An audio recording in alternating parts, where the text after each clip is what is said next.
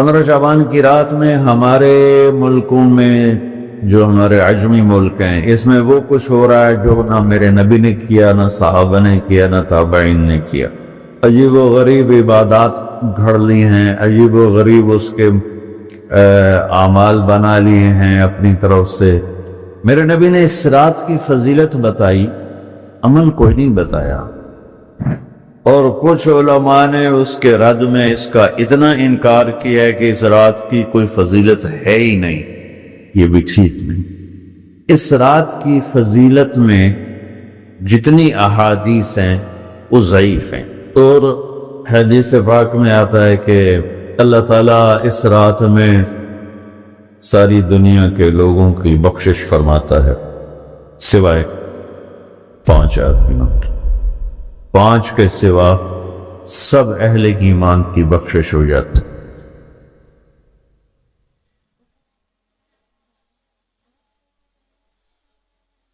میں 15 شعبان کے حوالے سے بات کچھ کرنا چاہتا تھا، اور رمضان کے حوالے سے۔ 15 شعبان کی رات میں ہمارے ملکوں میں جو ہمارے عجمی ملک ہیں اس میں وہ کچھ ہو رہا ہے جو نہ میرے نبی نے کیا، نہ صحابہ نے کیا، نہ تابعین نے کیا۔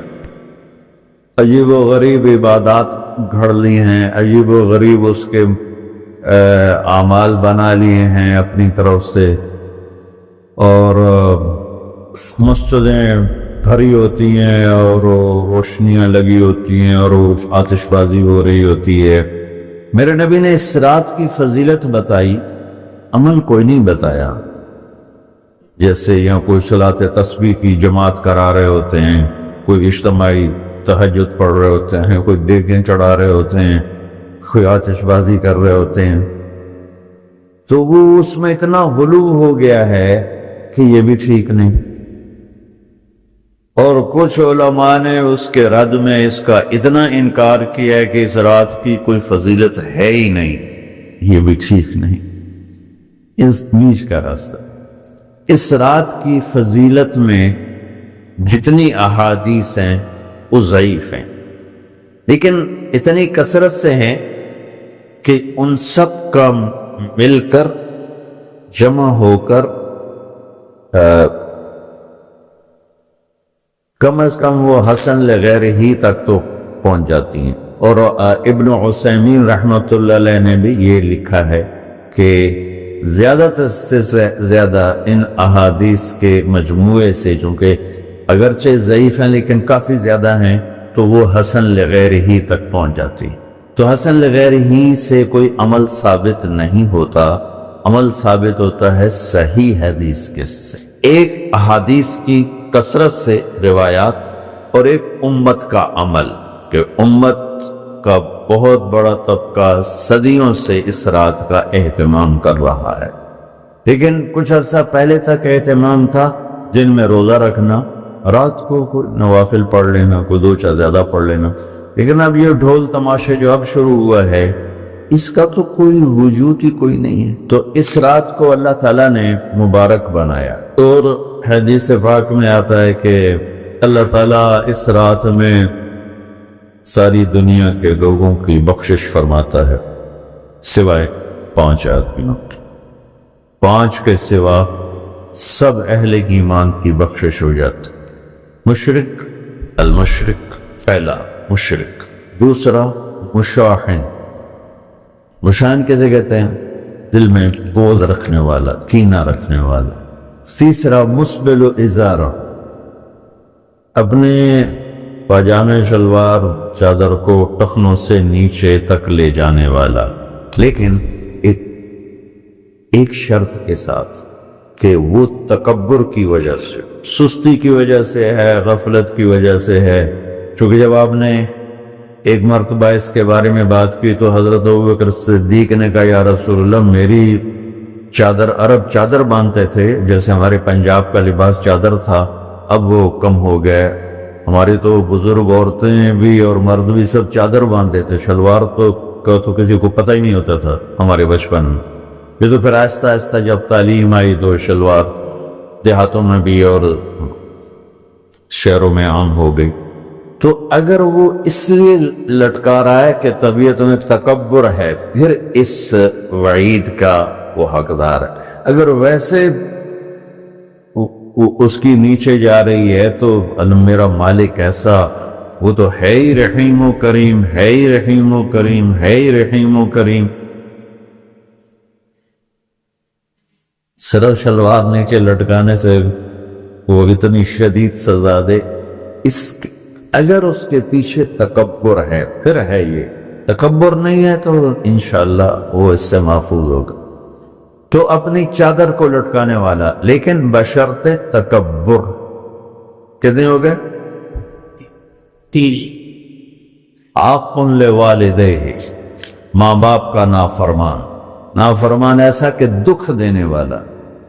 چھوٹی موٹی اونچ نیچ تو ہر بچے سے ہو جاتی ہے، جن نے والدین کو ٹکڑے ٹکڑے کر دیا ہو اور ان کو دکھ دے دے دے دے کے ان کا سینہ چیر دیا ہو، چونکہ عاق کہتے ہیں پرزے پرزے کرنا کسی چیز کا، تو اپنے دکھ دے کر اپنی بدتمیزی کے ساتھ اس نے ماں باپ کا دل زخمی کر دیا ہو، ایک یہ نہیں معفوت۔ 5واں مدمن خمر، مسلسل شراب پینے والا، مستقل جو شراب کا عادی ہو۔ ان 5 کو مؤخر کر دیا جاتا ہے۔ معافی نہیں ہونے کا مطلب یہ نہیں کہ اللہ تعالیٰ کبھی معاف نہیں کرے گا۔ معافی نہ ہونے کا مطلب یہ ہے کہ یہ 5 ایسے گناہ ہیں کہ اس کی وجہ سے بخشش رک جاتی ہے۔ اگر وہ شرک سے نکل آئے، وہ کینہ سے نکل آئے، وہ تکبر سے نکل آئے، وہ والدین کی نافرمانی سے نکل آئے، شراب چھوڑ دے، تو ان کی بھی بخشش ہو جاتی ہے۔ جب کوئی توبہ کرے گا فوراً بخشش ہو جائے گی۔ نہ 15 شعبان کی ضرورت ہے، نہ لیلۃ القدر کی ضرورت ہے، نہ بیت اللہ جانے کے ساتھ توبہ کی شرط ہے۔ جہاں بھی وہ بیٹھ کے توبہ کرے گا، جس لمحے میں کرے گا، اسی وقت اس کی توبہ قبول ہوگی اور اللہ اس کے پچھلے سارے گناہوں کو معاف فرما دے۔ دن کا روزہ، رات کا قیام، زیادہ قیام سے مراد نوافل ہیں، کوئی گھر میں پڑھ لے، کوئی مسجد میں پڑھ لے۔ نوافل، نفلی عبادات گھر میں ہی افضل ہوتی ہیں۔ میرے نبی سنتیں ہمیشہ گھر سے پڑھ کے آتے تھے۔ تہجد اپنے گھر میں پڑھتے تھے، مسجد میں نہیں پڑھتے تھے، سوائے اعتکاف کے۔ آپ اپنے نوافل، سنتیں سب گھر میں پڑھتے تھے اور مسجد میں صرف فرض آ کے ادا فرماتے تھے، اور اس کے بعد بیٹھنا ہوتا تھا تو بیٹھ جاتے تھے، اٹھنا ہوتا تھا تو اٹھ جاتے تھے۔ تو اعتدال اللہ کو ہر چیز میں پسند ہے۔ دنیا جو مختصر ہے اس میں کیسے پسند نہیں ہوگا؟ آخرت جیسے معاملے میں بھی اللہ ہم سے کہہ رہا ہے اعتدال، امتن وسطا۔ ایسے عیسائیوں کی طرح ترک دنیا بھی نہ کرو، یہودیوں کی طرح دنیا کے پیچھے نہ پڑ جاؤ، رزق حلال بھی کماؤ، اپنے بچوں کو بھی دیکھو، اپنے فرائض کو بھی دیکھو جو دنیاوی ہیں، اور اللہ سے بھی اپنا معاملہ ٹھیک کرو اور درست کرو۔ بعد کے زمانے میں صحابہ کے بعد سے ہی ایک انتہا پسندی امت میں آئی، ساری رات جاگنا۔ فلاں بزرگ تھے، وہ رسے سے اپنے بالوں کو باندھ لیتے تھے کہ نماز پڑھتے پڑھتے جب نیند آئے اور جھٹکا لگے تو رسے سے بندھے ہوئے بالوں سے اس جھٹکے سے تکلیف ہو اور ان کی آنکھ کھل جائے اور پھر نفلوں میں شروع ہو جائے۔ ایک فلاں بزرگ تھے، وہ اپنے آنکھوں میں نمک کا سرما لگاتے تھے تاکہ آنکھیں جل جائیں، اور اس میں وہ جلن پیدا ہو جائے، نیند اڑ جائے۔ یہ ایسے واقعات بھرے پڑے ہیں۔ فلاں بزرگ تھے، انہوں نے 30 سال عشاء کے وضو سے فجر کی نماز ادا کی۔ یہ اپنی جگہ پہ بزرگی ہے، لیکن یہ بھائیوں یہ دین ہم پیش نہیں کر سکتے۔ فلاں بزرگ تھے، وہ 30 سال سے ستو کھا رہے تھے کہ روٹی کھانے اور ستو کھانے میں 70 دفعہ سبحان اللہ کا فرق پڑ جاتا ہے۔ تو روٹی کھائیں تو 70 دفعہ سبحان اللہ کم کہہ سکتے ہیں، اور ستو کھائیں تو 70 دفعہ سبحان اللہ زیادہ کہہ سکتے ہیں۔ تو لہٰذا انہوں نے کہا میں نے تو مجھے تو 30 سال ہو گئے، میں تو ستو کھا رہا ہوں، میں تو روٹی نہیں کھا رہا۔ یہ دین نہیں ہے، یعنی یہ وہ دین نہیں جو ہم انسانیت کو پیش کر سکیں، یہ تو لوگوں کو دوڑانے والی بات، یہ رہبانیت کی شکل ہے۔ یہ وہ دین نہیں جو ہم لوگوں کو پیش کریں گے تو وہ کہیں گے واہ واہ واہ واہ کیا دین ہے بھائی، قبول کرو۔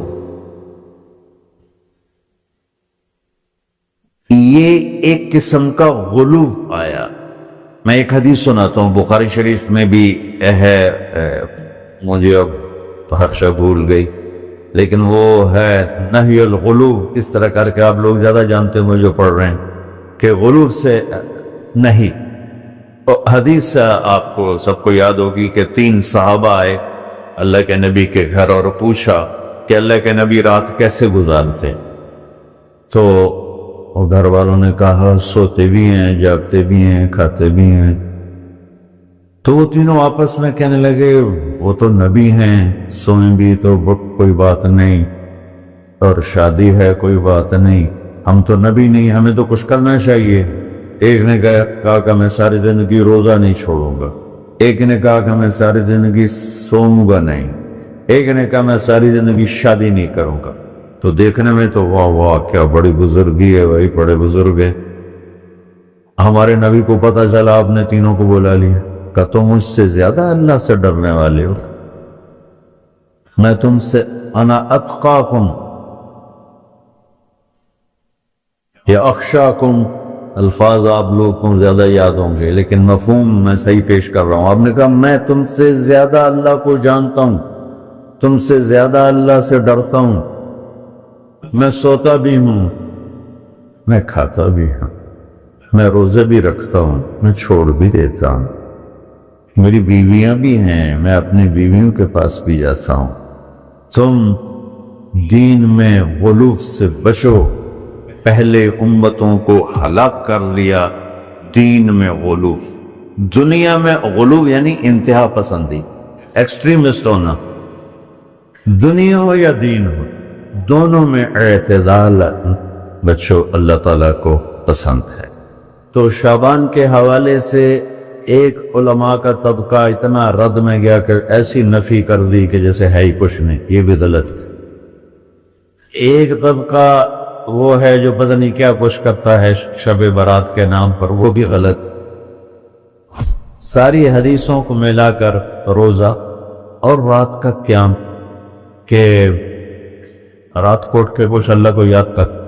اس آیت میں بعض مفسرین سے غالباً بھول ہوئی، حامیم والکتاب المبین انا انزلناہ فی لیلۃ مبارکۃ انا کنا منذرین فیہا یفرق کل امر حکیم امر من عندنا انا کنا مرسلین۔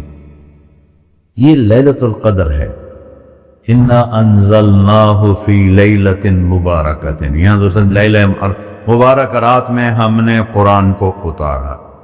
دوسری آیت کو جوڑو، انا انزلناہ فی لیلۃ القدر، ہم نے قرآن کو لیلۃ القدر میں اتارا۔ تو وہ آیت اس آیت کا ترجمہ کر رہی کہ لیلۃ المبارک سے مراد لیلۃ القدر ہے، 15 شعبان نہیں۔ لیکن بعض مفسرین جو بڑے لوگ ہیں، لہذا ہم سب کا ادب احترام کرتے ہیں، لیکن رائے کا اختلاف ہو وہیں بڑے علماء میں ہی ہے، تو اسی کو میں آپ کے سامنے نقل کر رہا ہوں، کوئی اپنی رائے نہیں دے رہا ہوں۔ تو ان سے یہ صاف ہو گیا کہ انہوں نے اس کو 15 شعبان بنا دیا۔ یہ 15 شعبان کی رات نہیں ہے، یہ لیلۃ القدر ہے، کہ جس میں وہ پورے سال کے احکام اعلان کر دیے جاتے ہیں، وہ شب قدر ہے۔ اس میں بھی معافی ہوتی ہے، اس میں بھی معافی ہوتی ہے، لیکن شب قدر تو قرآن سے صحیح احادیث سے ثابت ہے، اور شعبان کی رات ضعیف حدیثوں سے ثابت ہے، لیکن کثرت حسن لغیری ہی اور امت کا عمل اس میں بہت بڑی گنجائش پیدا کرتا ہے۔ تو جو بچہ روزہ رکھنا چاہے ضرور رکھے، جو رات کو اٹھنا چاہے ضرور اٹھے، لیکن وہ کتنا نہ اٹھے کہ صبح سبق میں سویا پڑا ہو۔ تو ایسی عبادت نہیں چاہیے کہ آپ اپنے طلب علم جو فرض ہے اس میں آپ سوئے پڑے ہوں تو تمہارے خوراکوں سے سبق بھی متاثر ہو رہا ہو، تو اعتدال بچوں، ہر چیز میں اعتدال۔ تو اس میں یہ جو 5 ہیں، ایک مشرک، ایک مشاہن۔ مشاہن کون ہے؟ جو دل میں کینہ بغض رکھتا۔ اب میں کہاں سے آنسو لاؤں اس بات پر رونے کے لیے کہ ایک تو دنیا داروں کا بغض کینہ ہے آپس کی لڑائیوں سے، لیکن یہ جو دیندار ایک دوسرے سے بغض، اس قدر بغض رکھتے ہیں کہ کافر بنائے بیٹھے ہیں، دوسرے کو سلام کا جواب نہیں دیتے، جنازے میں نہیں شریک ہوتے۔ اس کا جرم واپس جاتا ہے تاجروں کو نہیں، حکمرانوں کو نہیں، خطیبوں، نادان، ہر خطیب نہیں، نادان خطیبوں جو ہر مکتبہ فکر میں موجود ہیں، جو اس شدت کے ساتھ اوروں کی نفی کرتے ہیں اور اپنے آپ کو صحیح کہتے ہیں کہ جیسے باقی سب جہنمی ہیں، سب کافر ہیں، اور صرف ہم ہی صحیح ہیں اور ہم ہی جنت میں جائیں گے اور کوئی جنت میں نہیں جائے گا۔ تو چونکہ اس میڈیا کے ذریعے سے بہت سی امت سن رہی ہے، تو میں دیکھو بچوں ہاتھ جوڑتا ہوں اللہ کے واسطے، دین پیش کرنا، کافر کافر کے نعرے مت لگانا، اور یہ کافر وہ کافر، یہ کافر وہ کافر۔ اللہ بڑا کریم۔